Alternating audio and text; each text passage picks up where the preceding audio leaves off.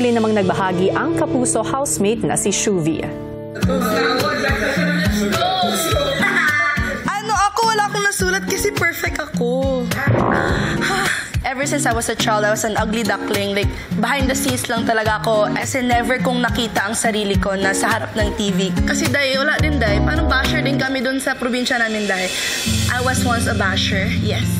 Yung mga artista na nasa TV, binabash ko din. Kasi nga, hindi ko alam paano yung bigat and pressure pag nag-aartista ko na day. Hanggang sa nandun ako sa harapan ng camera, tapos hindi na din ako maka-acting. And then, doon ko na-realize na, I got the taste of my own medicine. But, GMA believed in me. Di ko alam kung bakit, kung ano yung nakita nila sa akin. Pero until now, nakakuha ko pa rin yung starlet ng Kamuning. And contrary sa sinabi ko kanina, parang yung starlet ng Kamuning, nasasaktan ako for GMA. Kasi nasashock din ako sa ABS, guys. Nakakabasa din pala kayo ng ganito. Bakit yun ang pinili mong ibahagi?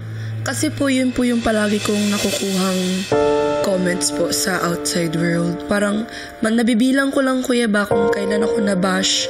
Pero yung starlet, parang palagi siyang kino-comment. Tapos parang nare-realize ko po na totoo naman. So, di ko din alam, Kuya, ba't nasasaktan ako. Siguro kasi, Kuya, masakit din na sinasabihan ka nila ng ganun, pero ginagawa mo yung best mo ba? Sa labas ba ng bahay ko, bago ka naging artista, kamusta ang kumpiyansa mo sa sarili mo?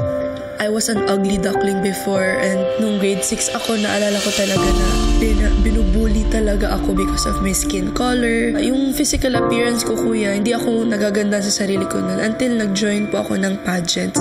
Naging platform ko po siya, Kuya, to embrace myself and love myself fully, Kuya. Nung napasok po ako sa industriya, hindi po ako yung parang pinipare ko po yung sarili ko. Kaya po siguro yung hindi ko din matanggap-tanggap, kaya mabilis-bilis ka na lang din paniwalaan yung mga tao. Pero again, GMA believed in me. And that is enough for me to show to everybody what I'm capable of.